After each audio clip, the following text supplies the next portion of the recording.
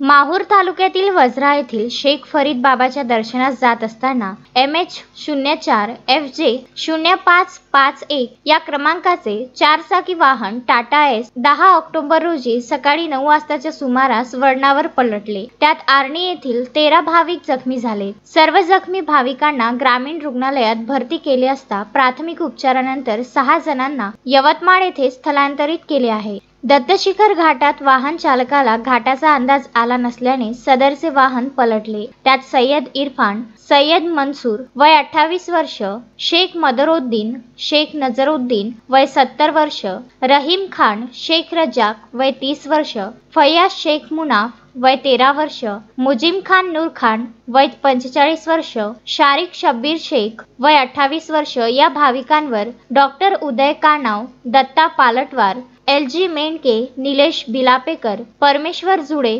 गजानन भोपाळे, आव्हाड, शिंदे, पोखरे, सोन कांबळे, खराटे, ललिता मुंडेकर यांनी प्राथमिक उपचार करून पुढील उपचारासाठी त्यांना यवतमाळ येथे हलविण्यात आले।